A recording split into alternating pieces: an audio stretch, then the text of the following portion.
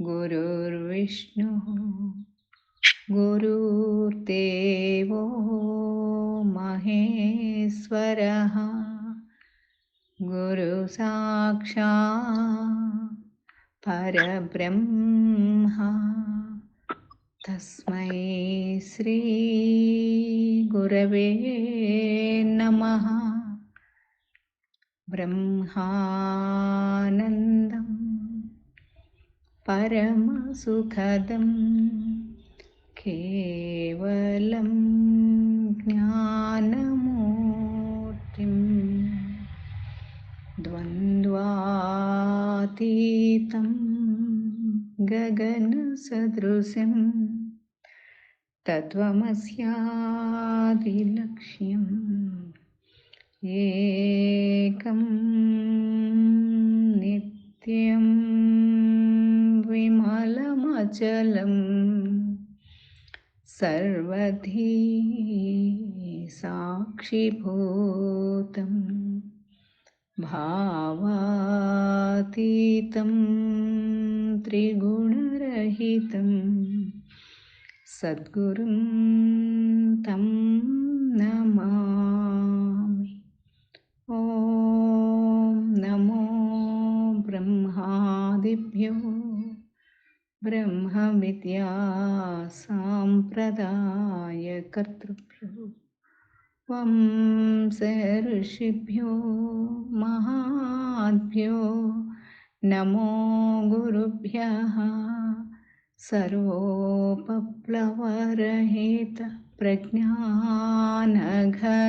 प्रत्यगर्थो ब्रह्मैवाहमस्मि।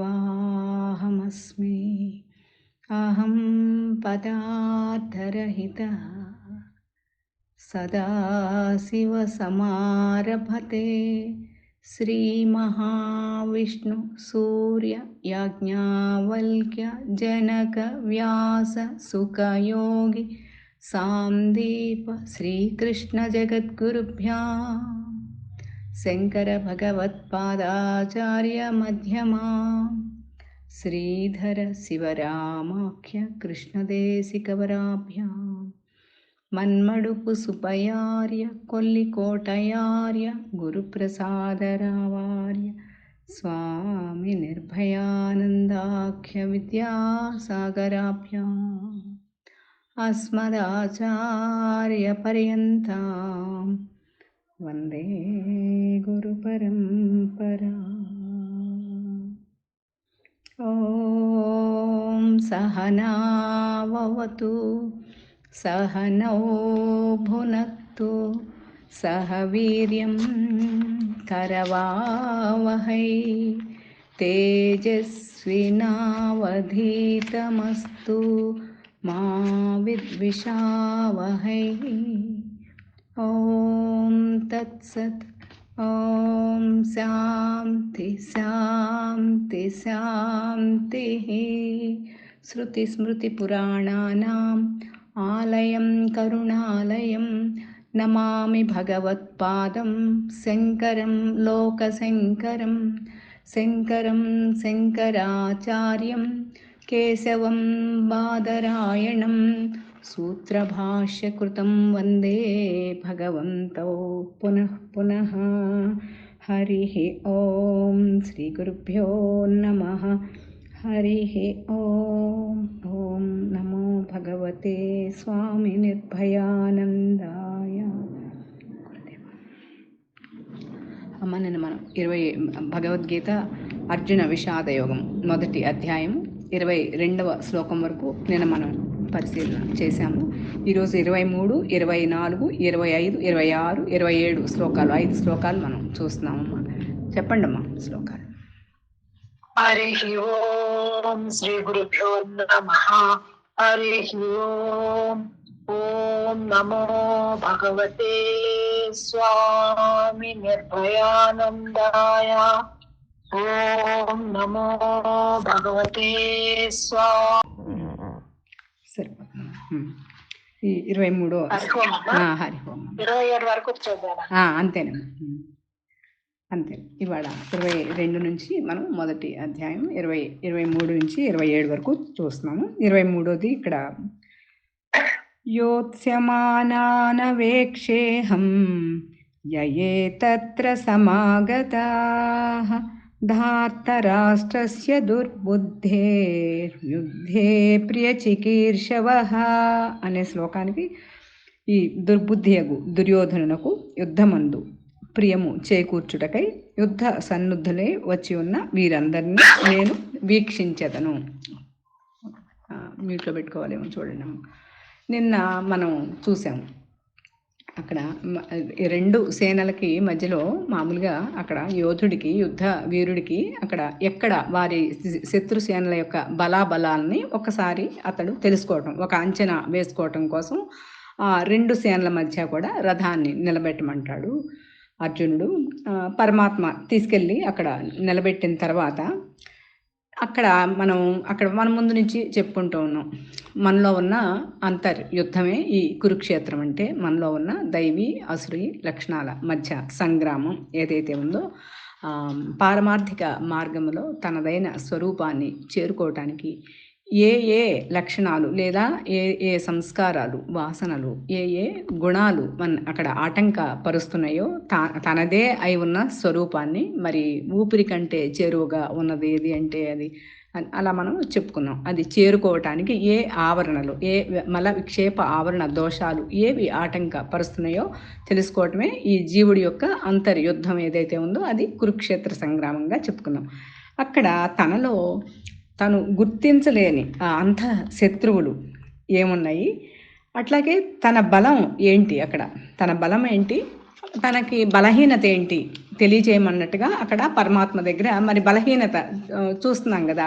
తనకి అక్కడ ఏంటి, అప్పటి వరకు ఉన్న శత్రుత్వం ఎదురుగుండా చూసి అక్కడ అందరూ ఇక్కడ ఎవరున్నారు, తాతగారు, అన్నతమ్ములు, అట్లాగే పినతండ్రులు, పెద్ద తండ్రులు అందరూ మరి వాళ్ళే ఉంటారు కదా, అట్లా ఒకే వారి వంశస్థులే ఉన్నారు.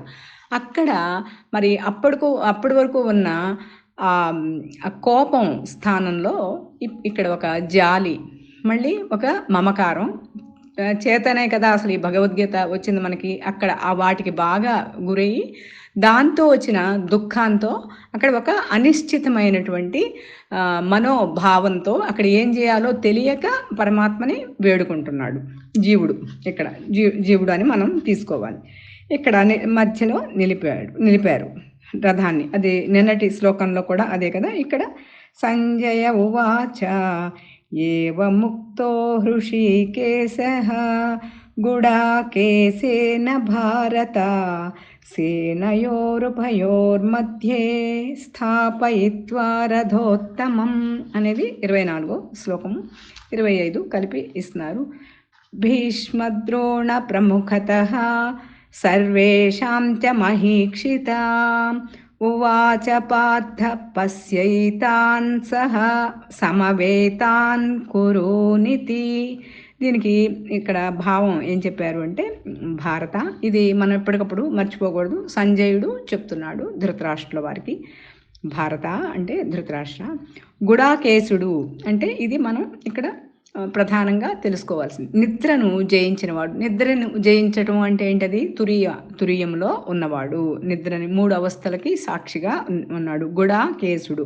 దీన్ని ఇంకొంచెం వివరంగా మనం తర్వాత చూద్దాం. ఇక్కడ ఇచ్చిన ఈ భావంలో గుడాకేశుడైన అంటే బ్రాకెట్లు నిద్రను జయించిన అర్జునుచే ఈ విధముగా చెప్పబడిన వాడే హృషీకేశుడు. అంటే ఇక్కడ ఏమాత్రం ఇస్తున్నారు అంటే ఇంద్రియములకు ఈశ్వరుడకు కృష్ణుడు. ఆ ఉత్తమ రథమును 2 సేనల మధ్య భాగమున భీష్మ ద్రోణుల యొక్కయు సర్వ మహీపతుల యొక్కయు అంటే సార్వభౌములు, చక్రవర్తులు అందరి యొక్క సమ్ముఖమందు నిలిపి, పార్థ ఇచ్చట కూడి ఉన్న కౌరవులందరినీ చూడుము అని పలుకుతున్నాడు పరమాత్మ ఇక్కడ. తర్వాత అట్లా మనం 27వ శ్లోకం వరకు మనం ఈరోజు చూసినట్టయితే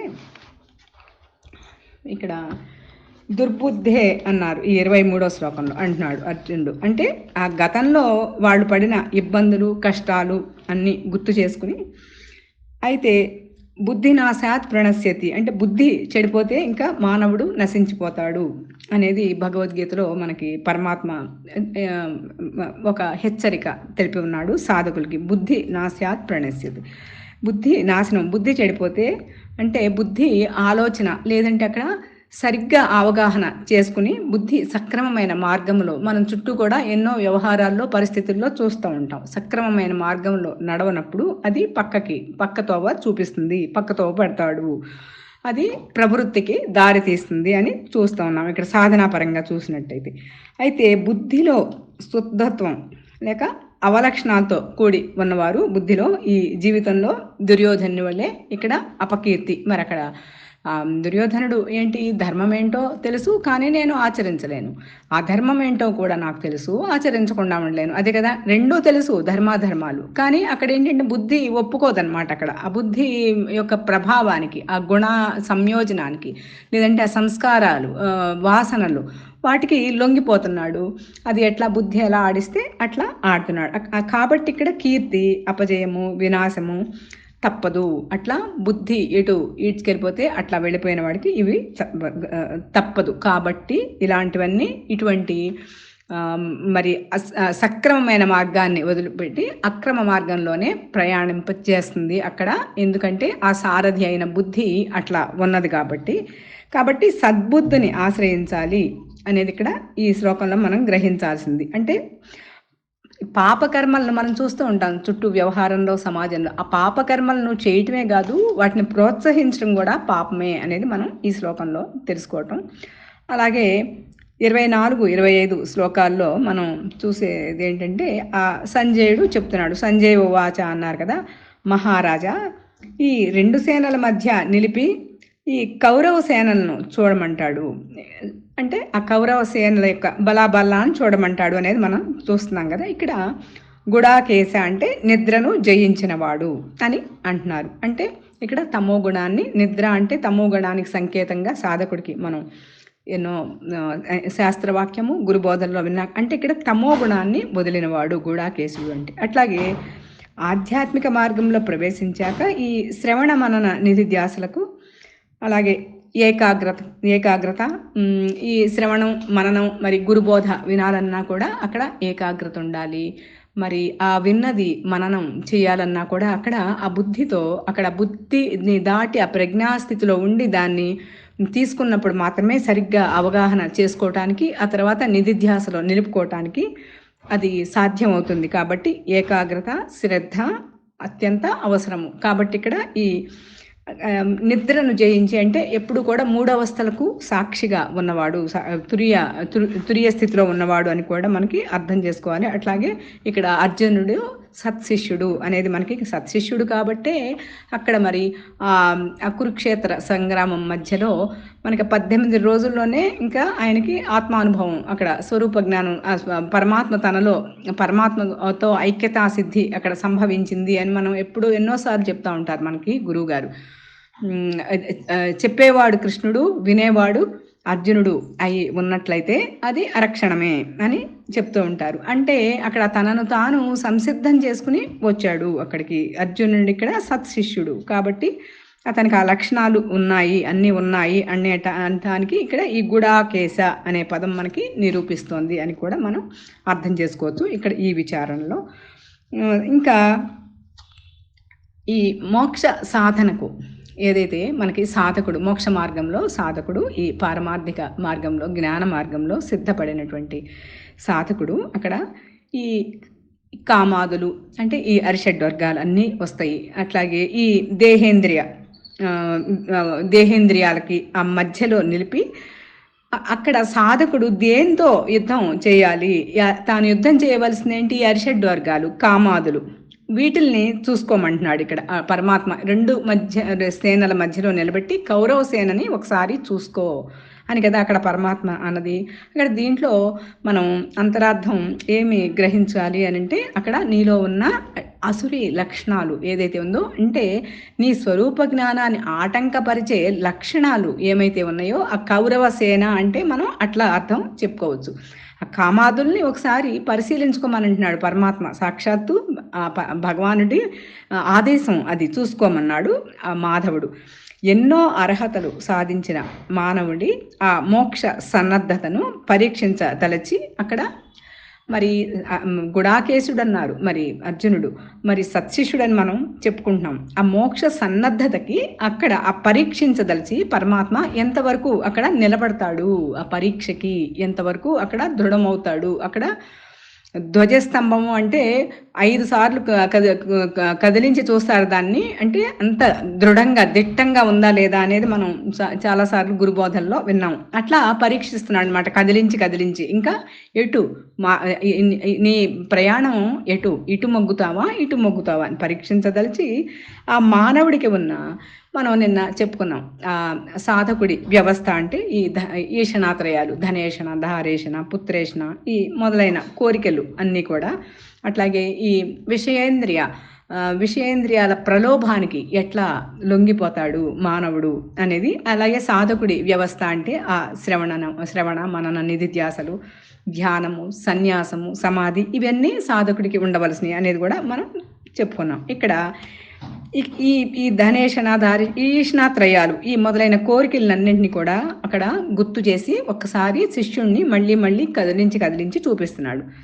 ఇక్కడ శాస్త్రము, గురుబోధ, అలాగే సదాచారము అంటే మనకి ఎన్నో అంశాలు దాని కిందకు వస్తాయి. సదాచారం అంటే దాని పరిధి చాలా పెద్దది కాబట్టి బ్రహ్మచర్యాది ఆ ఉత్తమ నియమములందు ఆ మానవుడి యొక్క శ్రద్ధ, ఆచరణ, సంసిద్ధత, ఇవన్నిటినీ కూడా పరీక్షిస్తున్నాడు మాధవుడు అనేది మనం ఇక్కడ అర్థం చేసుకోవచ్చు. ఇక్కడ ఈ కురుక్షేత్ర సంగ్రామం మధ్యలో నిలబడి ఆ కౌరవ సేనను ఒకసారి చూడు అంటే ఇలా కూడా మనం అర్థం చెప్పుకోవచ్చు. తర్వాత 26ది చూసినట్టయితే ఈ మామూలుగా ఈ భావం ఇక్కడ 26, 27, 28, 29కి కలిపి ఇస్తున్నారు ఇందులో. ఇది 25కు మాత్రం ఓ భారత, నిద్రను జయించిన అర్జునుని ద్వారా ప్రేరేపించబడిన శ్రీకృష్ణుడు ఆ సర్వోత్తమమైన రథమును ఇరు సైన్యముల మధ్య భీష్ముడు మరియు ద్రోణాచార్యుడు ఇంకా తదితరమైన రాజులకు ఎదురుగా నిలబెట్టి ఇలా అన్నాడు, ఓ పార్థ, ఇప్పుడు ఇచ్చట గుమిగూడి ఉన్న కౌరవులను చూడము. దానికే ఇప్పుడు మనం ఇచ్చుకున్న వివరణ. అది నీలో ఉన్నటువంటి ఆ దైవీ అసురి లక్షణాలు, ఏ లక్షణాలను నువ్వు ఇంకా అధిగమించవలసి ఉంది, విడవవలసి ఉంది అనేది కూడా మనం ఇక్కడ అర్థం చెప్పుకోవచ్చు.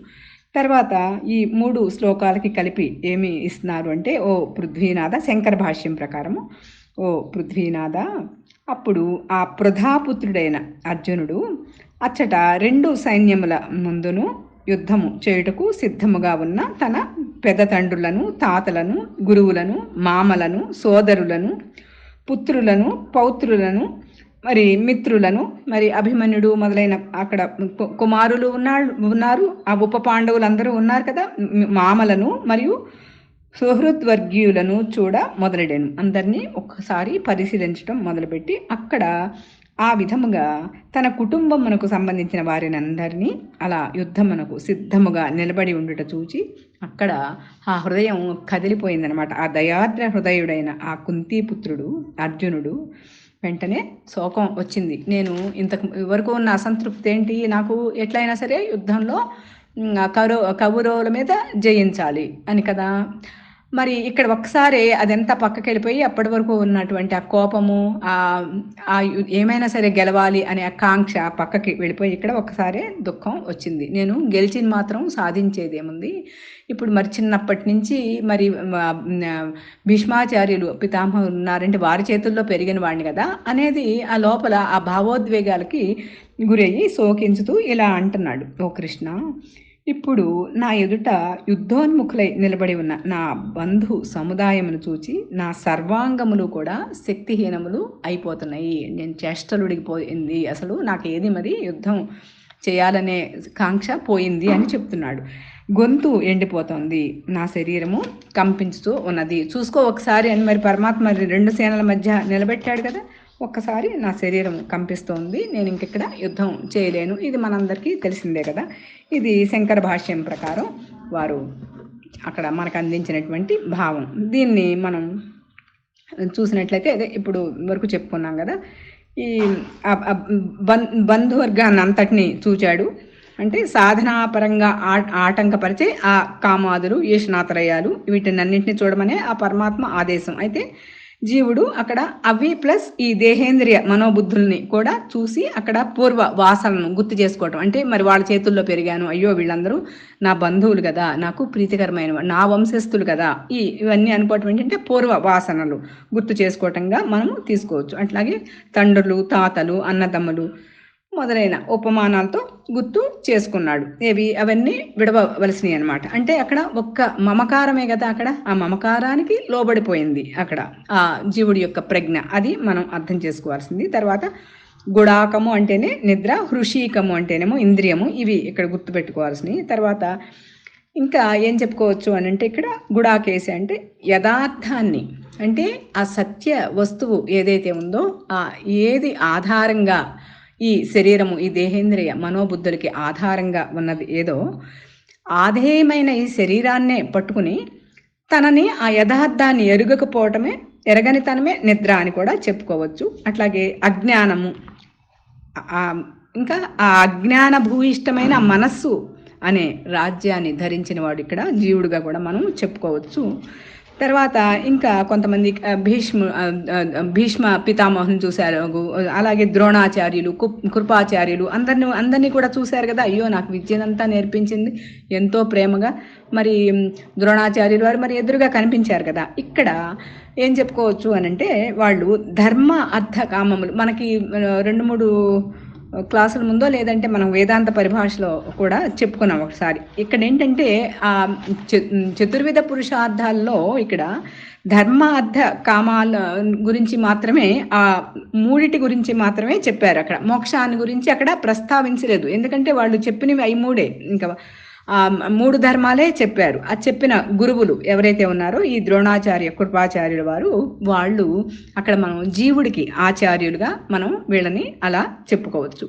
అలాగే ఇంకా గాంధారీదేవి మనకి రాలేదు పాత్రగా చూసినట్టయితే, మనకి డిక్షనరీ ప్రకారంగా ఈ గాంధారి అంటే వాక్కులను ధరించున్నది, ఆమె సహోదరుడే శకుని. అంటే ఆ పరమార్థాన్ని పక్కకి పెట్టి లౌకికాన్ని మాత్రమే గ్రహించే గుడ్డితనము, అది అంధకారము, అజ్ఞాన అంధకారంగా కూడా మనం చెప్పుకోవచ్చు. ఈ మాటల వల్ల ఆ జీవుడిని మోసగించే వృత్తి గల శకునిగా, ఇక్కడ శకుని ఇంకా ఉన్నారు కదా ఇక మొదలైన వారు, అది అంతగా ఆ కౌరవ సేనలో ఉన్న వాళ్ళందరినీ ఈ విధంగా మనం సాధనా పరంగా చూసినట్టయితే ఇట్లా, అంటే మనలోనే కురుక్షేత్రం అన్నాం కాబట్టి ఈ కొన్ని అర్థాలను ఇట్లా మనం ఈ జ్ఞాన మార్గ అంటే సాధన పూర్వకంగా తెలుసుకోవాలి. అందుకే కదా మరి శంకరాద్వైతం వారు చెప్పిందంతా అద్వైత సిద్ధాంతాన్ని ప్రతిపాదించారు. కాబట్టి మనం దీనికి ఎట్లా ఆ డిక్షనరీస్లో మనం ఏం దొరుకుతుంది, ఎట్లా మనం దీన్ని పరిశీలించాలి అనేది మనం ఈ పాత్రల పరిచయం కదా మనం చేసుకుంటుంది.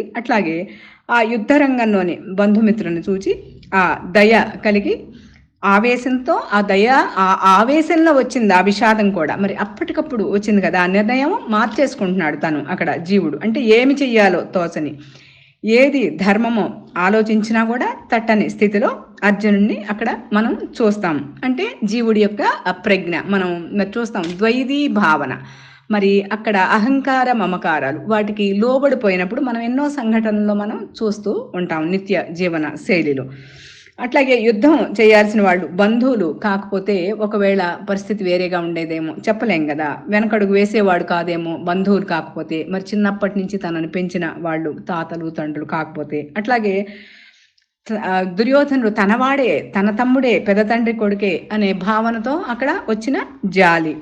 అంటే ఇవన్నీ కూడా ఈ జాలి, ఈ దయ, మరి ఈ మమకారము, ఇవన్నీ ఏంటంటే అక్కడ పూర్ణంగా వైరాగ్యం లేదు అని. అంతే కదా మనం అర్థం చేసుకోవాల్సింది, అక్కడ వైరాగ్యం లేదు. ఈ మధ్యన కూడా మనకి స్వామి ఇక్కడ ఈ పలాసలో ఇక్కడ చెప్పిన వాటిలో చెప్పారు, ఉత్సాహంగా ఉండాలి సాధకుడు ఎప్పుడు, అలాగే విశ్వాసంతో ఉండాలి గురువు పట్ల, మరి సాక్షిగా ఉండాలి. అంటే మరి ఇక్కడ నేను చేయలేను అని అంటున్నాడంటే ఇక్కడ సాక్షిగా లేడు అనే కదా, ఇక్కడ వైరాగ్యం లేదనే కదా ఇక్కడ మనం అర్థం చేసుకోవాల్సింది. అక్కడ యుద్ధం అంటేనే కురుక్షేత్ర సాధకుడి యుద్ధం ఏంటంటే ఈ తనలో ఉన్న తను గెలవాల్సిన వాసనలు వృత్తులు పట్ల, అట్లాగే ఆ మమకారము, బుద్ధికి లోపల మనసుకి సంఘర్షణ. కానీ ఇది సాధకుడు ఉండవలసింది ఎప్పుడు కూడా బుద్ధికి కూడా పైన ప్రజ్ఞాస్థితిలో ఉండి కదా చేయవలసింది. అక్కడ ప్రజ్ఞాస్థితిలో ఉన్నప్పుడు మాత్రమే అక్కడ నీవు గుడాకేశుడు అవుతావు.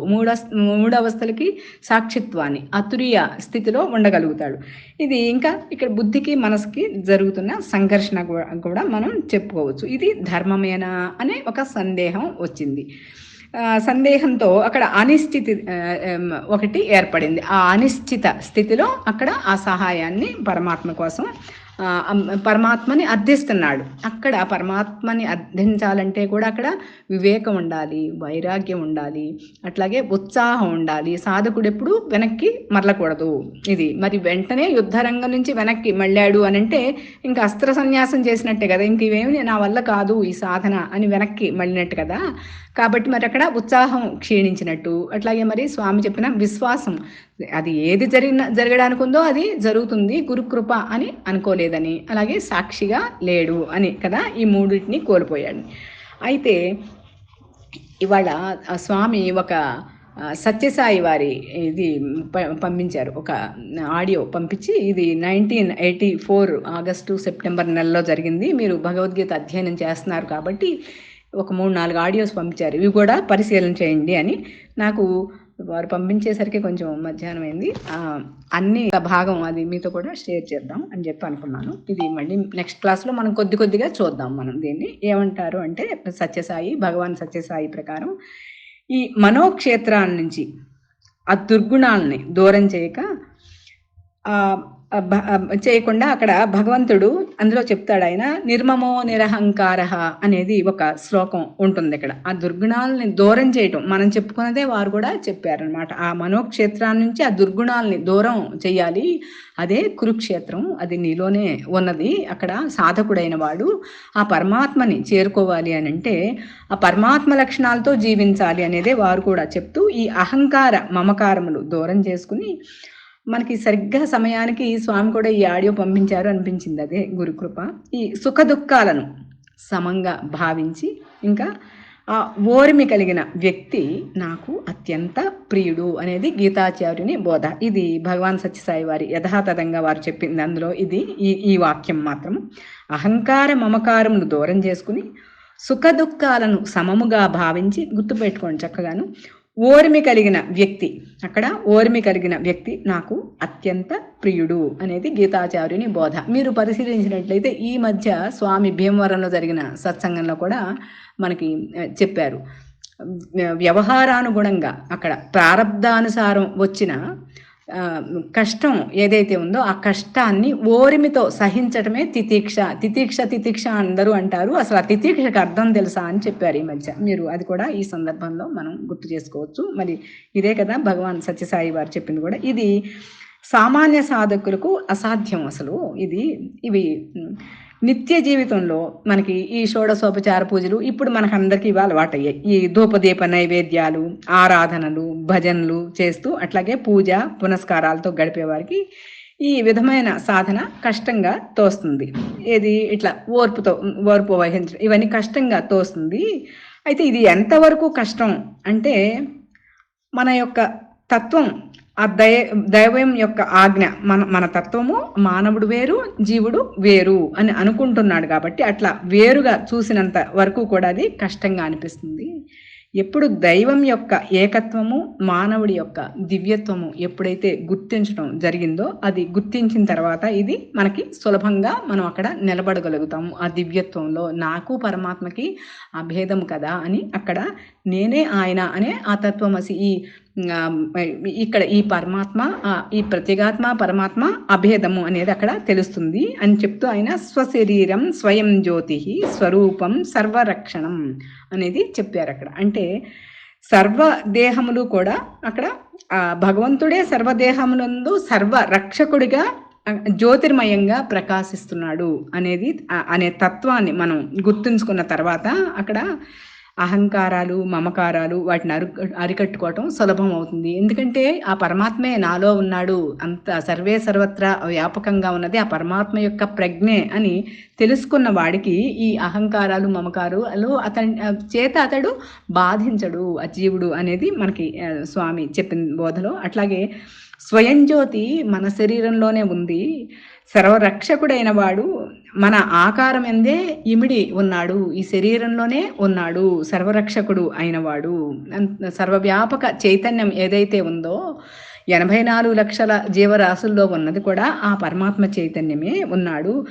దైవం ఉన్నాడా లేదా అనే విషయం కొంతమంది అక్కడ దానికోసం ఎంతో ప్రయత్నం చేశారు. దైవాన్ని మనం ప్రేరేపించవచ్చు అన్న విషయంపై అనాదిగా విచారణ జరుగుతూనే ఉంది. ఎంతోమంది మహర్షులు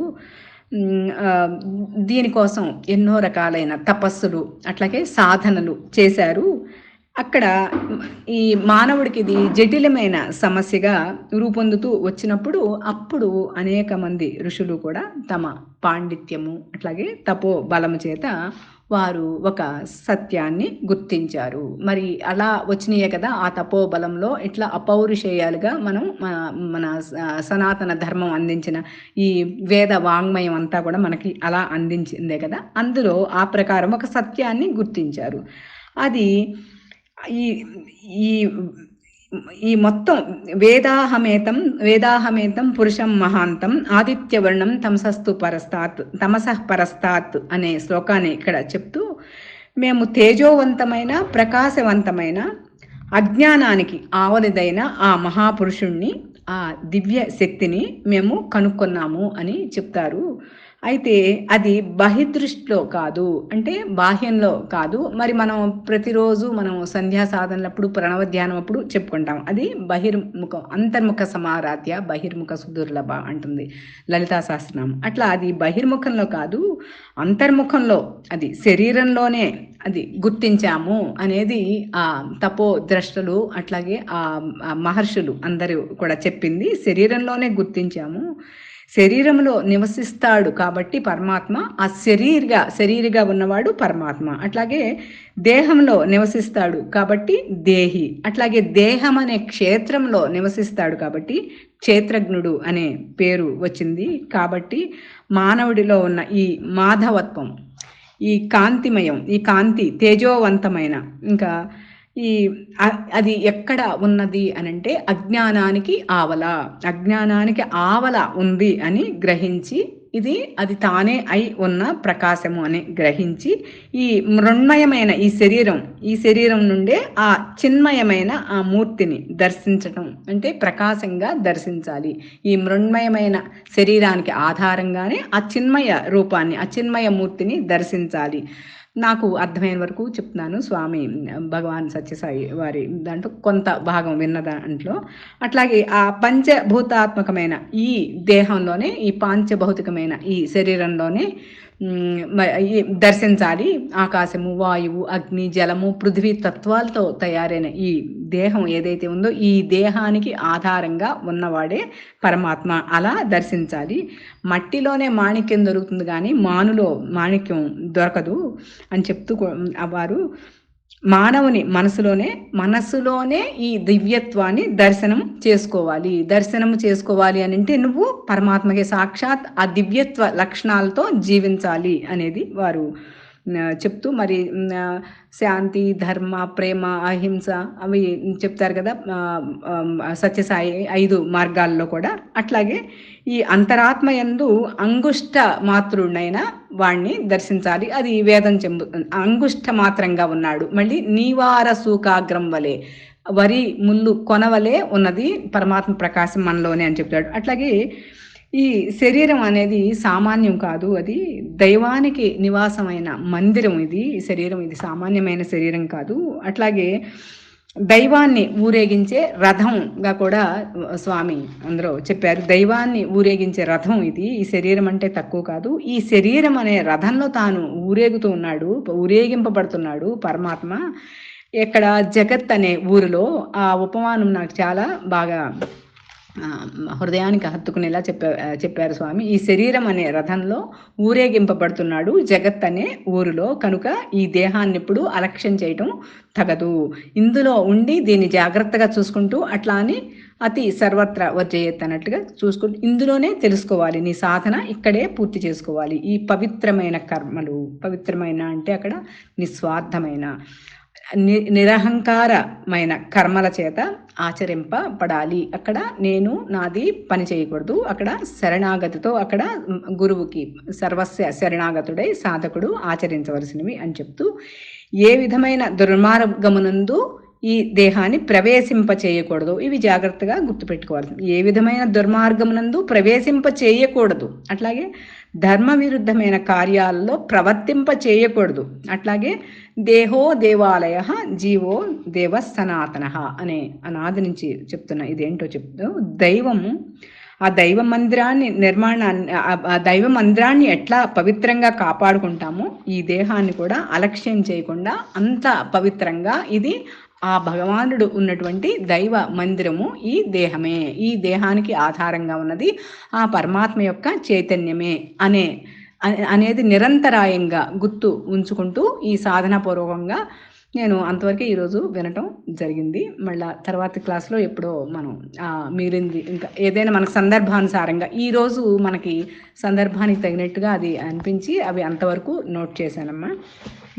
ఈరోజు మనం ఇది చూసినట్లయితే ఈ పరిభాష వివరణ నిన్న మనం చూసాము.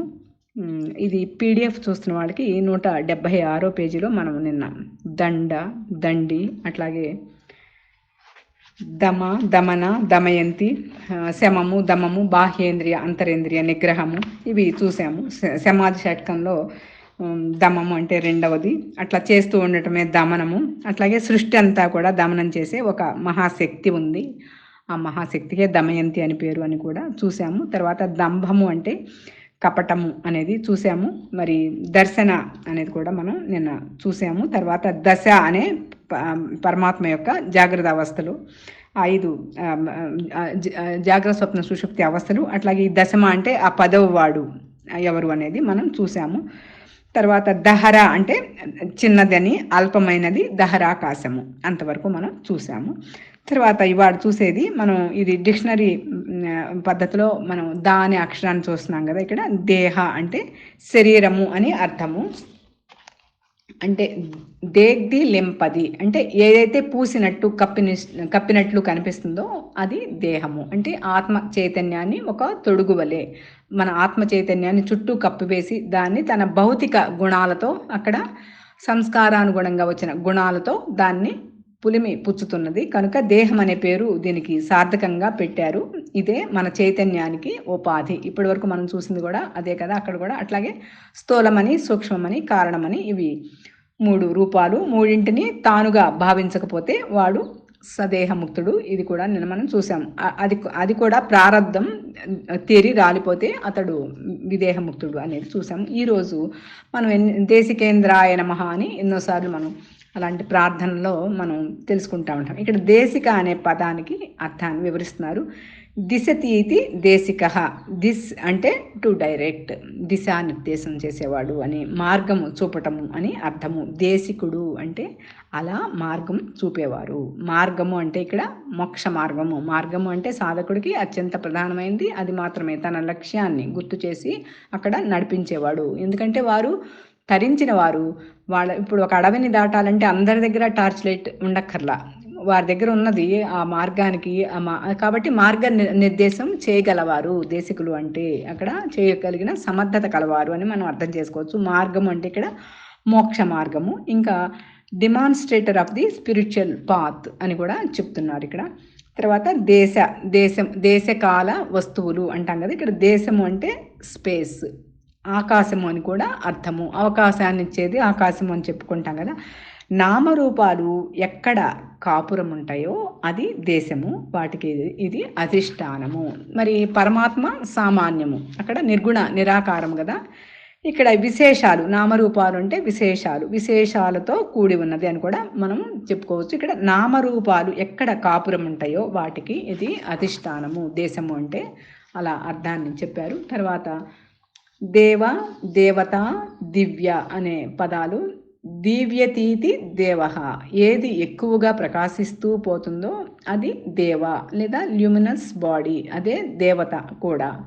ప్రకృతి శక్తులు అని కూడా అర్థం, లేదా అమూర్తము అయితే శక్తి. అమూర్తం అంటే నామరూపాత్మకం కానిది అయితే శక్తి, మూర్తం అయితే వ్యక్తి అంటే మూర్తిమంతంగా, అంటే ఒక నామరూపాలతో కూడిన ఒక శరీరంతో, ఒక ఉపాధితో, అది మూర్తమైతే వ్యక్తి. వ్యక్తమైన దానికి భూతము అని పేరు. వ్యక్తము అంటే ఆల్రెడీ ఫార్మ్డ్ అని, దాన్ని అక్కడ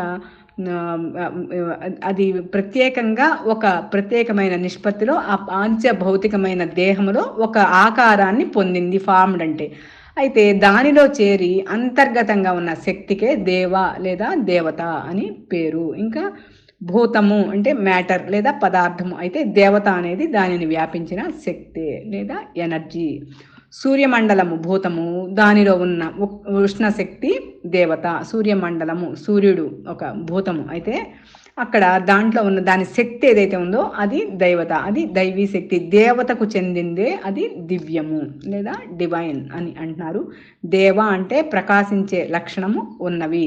ఇంకా చక్షురాదులైన ఈ ఇంద్రియ వర్గము అని కూడా, అంటే జ్ఞానేంద్రియాలన్నీ కూడా చెప్తున్నారు. చక్షురాదులు కళ్ళు, మరి ముక్కు, చెవులు, ఈ చక్షురాదులైన మొత్తం ఇంద్రియ సమూహము అంతా కూడా ఆ ప్రకాశించే లక్షణం ఉన్నటువంటి, తెలుసుకునే లక్షణం ఉన్నటువంటి ఇంద్రియ వర్గం అంతా కూడా ఒక ఆ గ్రూప్ అంతా కూడా అది ప్రకాశించే లక్షణం ఉన్నాయన్నీ కూడా ఆ దివ్యత్వమే, దైవమే అని చెప్తున్నారు. తర్వాత దీక్ష అనే పదాన్ని, అంటే దీక్ష అంటే ఒక వ్రతము లేదా నియమము, ఒక ప్రిన్సిపుల్ లేదా పట్టుదల. సద్గురు అయిన వాడు యోగ్యుడైన శిష్యుడికి ప్రసాదించే ఒక అనుభవ జ్ఞానం ఏదైతే ఉందో అది దీక్ష.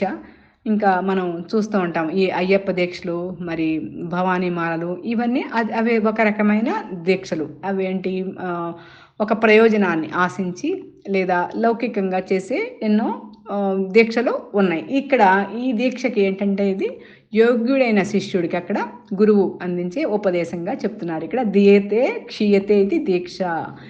ఏది గురువు ఇస్తాడో, దేనివల్ల ఇక్కడ దీయతే క్షీయతే ఇది దీక్ష అంటే దేనివల్ల అక్కడ శిష్యుడి యొక్క అక్కడ కర్మ పక్వమై క్షీణిస్తుందో అది దీక్ష లేదా ఇనిషియేషన్ అని దీనినే పేర్కొంటారు. ఇది అనుభవానికి తిన్నగా తీసుకెళ్లే విధానము, అక్కడ తన స్వరూపానికి చేర్చే ఆ మోక్ష మార్గంలో అత్యంత సహాయకారి అయినటువంటి విధానం ఇది. ఇంకా మనం ఎన్నోసార్లు మనం గురుబోధనలో కూడా దృక్దీక్షా సాంప్రదాయము, ఒక్క చూపుతో అట్లా మనకి ఆ గురువు నుండి ఆ శక్తి, ఆ ఉపదేశాన్ని, ఆ మేలుకొలుపుని అందుకున్న శిష్యులు మనం ఎంతో మందిని చూసాం. ఇట్లా దృగ్దీక్ష, మంత్రదీక్ష, సర్వాంగ దీక్ష అని ఇందులో చాలా భూమికలు ఎన్నో ఉన్నాయి. దాంట్లో ఈ శ్రీరామచంద్ర ప్రభువు మనం సుందరకాండ చూసినట్టయితే అక్కడ ఆలింగనాన్ని చేసుకుని ఆ స్పర్శ దీక్షతో ఆయనలో ఒక్క శ్రీరాముడు దగ్గర ఒక్క హనుమంతుడు మాత్రమే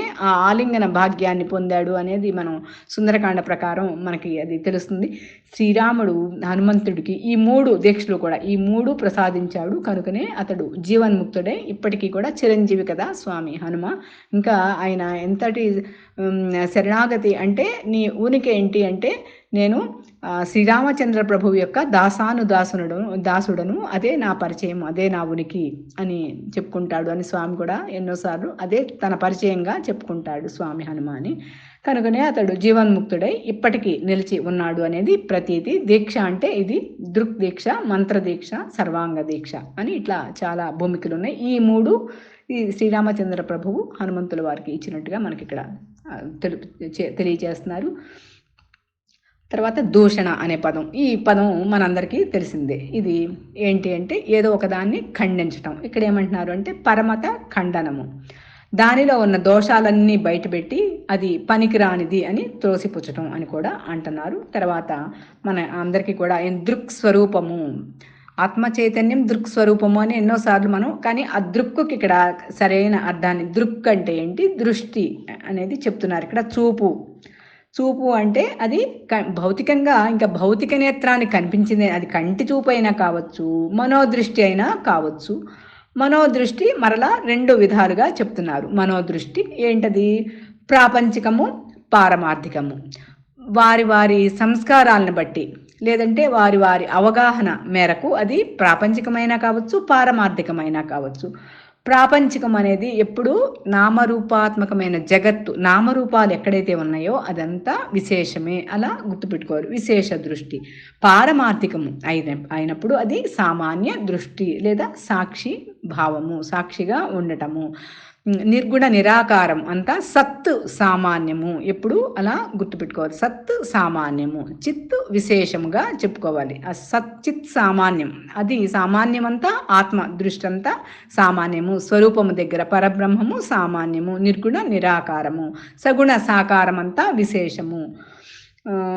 ఇక్కడ సాక్షి భావము. ఇంకా ఏం చెప్తున్నారంటే ఆత్మ చైతన్యమే దానికి లక్ష్యము, దాని పరమ గమ్యం ఏంటంటే ఆత్మ చైతన్యమే. ఏది, ఈ సామాన్యానికి ఆత్మ చైతన్యమే దానికి లక్ష్యము. అది ఒక్కటే సామాన్యము అని చెప్పాలంటే ఒక్క ఆత్మ చైతన్యము మాత్రమే. ఆత్మ దృష్టి అంటే అది ఆత్మ జ్ఞానమే. ఇక్కడ ఆత్మ దృష్టి అంటే దృక్కు అన్న, దృష్టి అన్న, ఆత్మ దృష్టి అన్నాము అంటే అది ఆత్మ జ్ఞానమే అనేది ఇక్కడ చెప్తున్నారు. తర్వాత దృక్ తర్వాత మనకు రావాల్సింది దృశ్యం కదా, అదే వచ్చింది ఇక్కడ. దృశ్యము అంటే దానికి, అంటే ఆ దృక్కుకి, ఆ చూపుకి కనిపించే, దానికి గోచరించే నామరూపాలన్నీ కూడా దృశ్యమే. యదృశ్యం తన్నస్యం అన్నారు పెద్దలు అన్నది శాస్త్రవాక్యం. ఏది దృశ్యమో అది ఆకాశపటికి మాత్రమే, ఆ తాత్కాలికంగా మాత్రమే సత్యము అంటుంది కదా దృశ్య వివేకము. యదృశ్యం తన్నస్యం అన్నారు పెద్దలు. మనం చూచేదంతా కూడా నామరూపాత్మకమైన జగత్తు, చూచేదంతా అదే కదా ప్రపంచం. ఈ పాంచభౌతికమైన ప్రపంచం అంతా కూడా నశించేదే. నశించనిది అది దృశ్యము కాదు, అది అదృశ్యము. నశించంది ఎప్పుడు 3 కాలములు 3 అవస్థల యందు ఉన్నదేదో అది సత్యము, అది ఎప్పటికీ కూడా నశించనిదే. కాబట్టి అది ఆత్మస్వరూపం ఎప్పుడు అదృశ్యమే, ఎందుకంటే అది కంటికి విషయం కాదు కదా, అది అవాంగ్మానస గోచరమైనది అంటే అది అదృశ్యము, అది ఆత్మస్వరూపము అని అర్థం చేసుకోవాలి. తర్వాత ఇక్కడ దృక్దృశ్య వివేకాన్ని మనకి చెప్తున్నారు. ఇక్కడ ఇలాంటి దృశ్యము నుంచి దృక్కు చెప్పారు, దృశ్యం చెప్పారు. ఇక్కడ దృక్దృశ్య వివేకం, ఇలాంటి దృశ్యము నుంచి అదృశ్యమైన దృక్కును, ఆ దృక్కు స్వరూపాన్ని, దృక్కును వేరు చేసుకునే విధానమే వివేకము. అంటే ఈ వివేచనకే డిస్క్రిమినేషన్ ఎనాలిసిస్ అని కూడా అంటారు. డిస్క్రిమినేషన్ లేదా వివేకము అని పేరు. ఈ దృశ్య లక్షణాలకు విలక్షణంగా ఈ దృక్కు రూపమైన ఆత్మను వేరు చేసి పట్టుకోవటము. ఈ దృశ్యానికి సంబంధించిన, అంటే కంటికి కనిపించే ఆ నామరూపాత్మకమైన జగత్తుకి విలక్షణంగా ఆ దృక్కు ఏ ఆధారంతో, ఏ శక్తి ఆధారంతో ఇది దృశ్యమవుతుందో ఆ దృక్రూపమైన ఆత్మను, ఆ శక్తిని, ఆత్మను వేరు చేసి పట్టుకోవటం. ఆ వేరు చేసి పట్టుకోవటమే అదే దృక్దృశ్య వివేకంగా ఇక్కడ చెప్తున్నారు. ఇది మనం ఈ నెక్స్ట్ క్లాస్లో మళ్ళీ ఇంకొకసారి మనం ఎట్లాగో చూస్తాం కదా.